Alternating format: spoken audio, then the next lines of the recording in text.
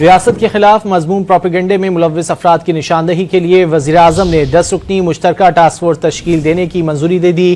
Chairman P T A joint task force کی سربراہی کریں گے۔ مزید جانیں گے ڈان نیوز کے نمائندے طاہر شیرانی سے۔ طاہر، ٹاسک فورس میں کون کون سے ادارے شامل ہوں گے؟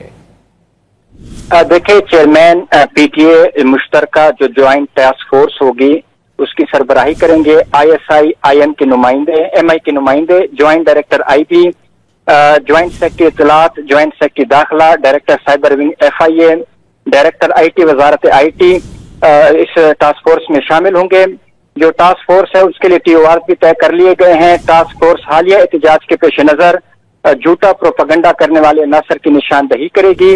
ٹاسک فورس بدنیتی پر مبنی مہم چلانے والے، چاہے وہ ملک کے اندر ہوں یا ملک سے باہر، عناصر کی نشاندہی کرے گی، اور قانون کے مطابق جو بدنیتی پر مبنی مہم چلانے والے ہیں ان کے خلاف کارروائی کی جائے گی۔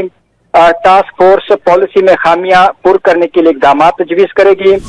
جوائنٹ ٹاسک فورس جعلی اور من گھڑت خبریں پھیلانے والے عناصر کی نشاندہی کرے گی، اور 10 دنوں میں ٹاسک فورس کو یہ ٹاسک دیا گیا ہے کہ وہ اپنے سفارشات مرتب کر کے وزیراعظم کو پیش کرے گی، اور اس کی روشنی میں مزید اقدامات کیے جائیں گے۔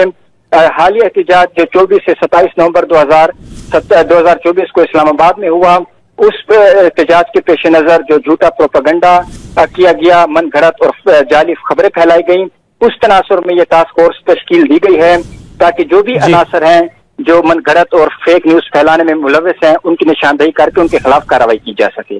بہت شکریہ طاہر شیرانی ان تفصیلات کے لیے۔